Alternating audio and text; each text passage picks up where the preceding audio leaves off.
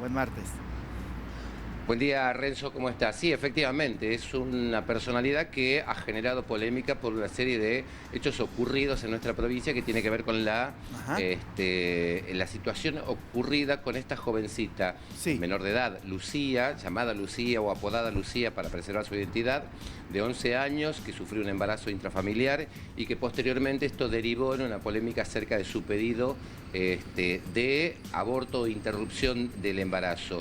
En ese proceso apareció obviamente una figura que es el doctor Jorge Maciel, a quien ya saludamos. Y la primera pregunta, ¿cómo le va, doctor? ¿Cómo le va? Muy buenas ¿Vino de días. Neuquén? Vine desde Chipoleti, esa es una confusión.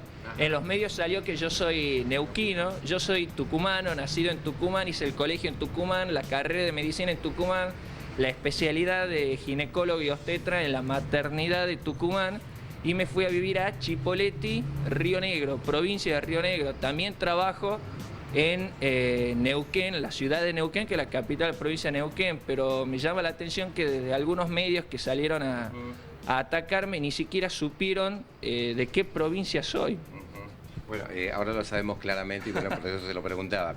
Bueno, sabe que su presencia está generando polémica por las charlas que usted está realizando en estos días acá en Tucumán, vinculado con una posición en contra del aborto, y particularmente sobre eso se ha cuestionado lo del caso Lucía, y que se entiende que usted ha difundido de alguna manera ilegalmente la historia clínica de la jovencita. ¿Esto ha sido así?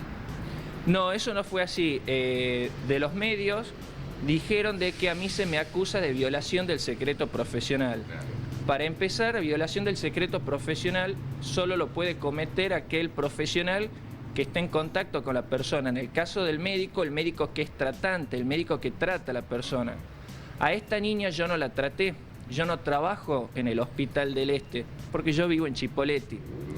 Yo lo que hice es dar mi opinión respecto a este caso a partir de información que se hizo pública.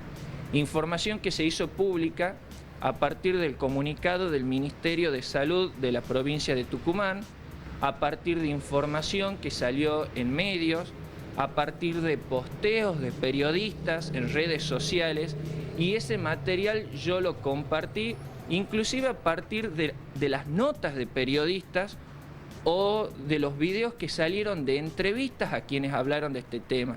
Quienes sí cometieron violación del secreto profesional fueron dos profesionales que estuvieron en contacto con esta niña, que son los profesionales que fueron contratados del sector privado para hacerle la microcesárea, que inclusive dijeron que esta niña padecía un cuadro severo de hipertensión conocido como preeclampsia, que para que la gente lo entienda, preeclampsia significa que aparte de la hipertensión producida por un embarazo, hay un daño renal que se evidencia por una cantidad aumentada de proteínas en la orina. Normalmente las proteínas serían como las hebras del té, que el colador del riñón no lo tiene que dejar pasar. Cuando ese colador se lastima, deja pasar esas proteínas. Y en estos registros se evidenció que la niña tenía cifras de presión normal, jamás hubo un estudio de orina. Inclusive ellos comentaron intimidades de cómo estaba vestida la niña, que estaba jugando, que dijo tal o cual cosa, y esas son cuestiones vinculadas a la privacidad de ella y a los datos que figuraban en la historia clínica, y a ellos nadie los cuestiona. ¿La historia clínica difundida no sería una violación, independientemente que sea usted el responsable o no? No, porque esa es información que ya se había hecho pública, que se compartió por distintos medios. Y eso lo que yo compartí fue justamente los posteos de esos medios. Violación del secreto profesional, lo que ellos hicieron de salir por medios inclusive nacionales a contar intimidades del caso y a mentir sobre el estado clínico de la niña. Usted no comparte el trámite y la finalización de cómo terminó este caso con esta microcirugía. No, y eso hay que explicar, no fue un aborto y el aborto no era posible por una cuestión básica. El aborto es la finalización del embarazo hasta las 20 semanas o un feto, un bebé, que no supere, que no alcance los 500 gramos. Ninguna de las dos circunstancias se daba porque era un embarazo de 25. Eso constituye un parto inmaduro, sea por vía vaginal, parto vaginal común, o sea una cesárea. El procedimiento inclusive fue analizado por un grupo de 17 expertos que dijeron por qué no podía producirse la finalización por vía vaginal. Y el grupo de profesionales del hospital, con buen criterio, estuvo en contra de la finalización del embarazo, no por cuestiones religiosas, no por cuestiones privadas, no porque le guste torturar niños o disfruten con niñas violadas, sino porque tenía complicaciones, riesgo de complicaciones, tanto para la niña abusada como para la niña que iba a nacer prematura por una cuestión obvia.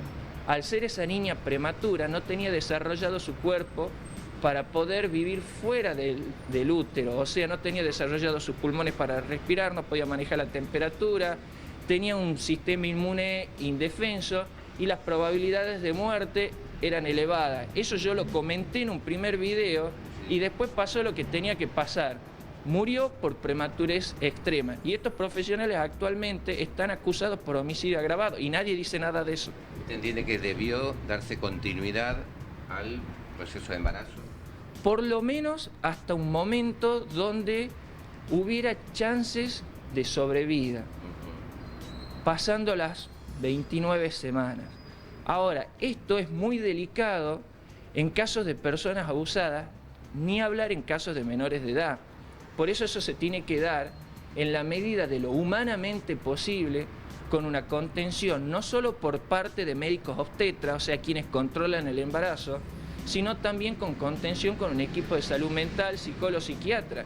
Y esa es otra mentira que se dijo que la niña estaba abandonada, que no estaba atendida, y esta niña siempre fue tratada por la misma médica obstetra, siempre fue tratada por el mismo psicólogo, se contó con psiquiatra, siempre era la misma enfermera la que le ponía el suero, le dieron toda la atención y contención a esta niña, nunca estuvo abandonada. Y se mezcló lo médico con lo legal al expresarse que, bueno, desde hace años figuran obviamente algunos derechos vinculados con la posibilidad de aborto o de interrupción del embarazo en situaciones como esta, de violación.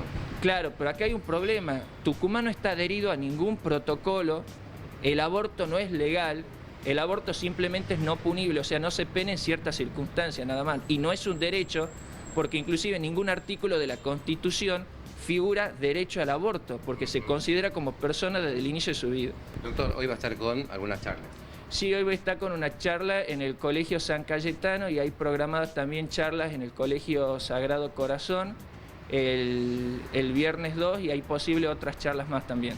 Bueno, de alguna manera la comunidad va a poder asistir, a aquellos que puedan estar interesados en tomar contacto con una parte de esta realidad que, bueno, ha conmovido a Tucumán a partir del denominado caso Lucía y todo lo que, bueno, alrededor de esto fue generando algún tipo de polémica sobre este caso y particularmente sobre el aborto y el derecho o no a la interrupción legal del aborto como están pidiendo algunos sectores.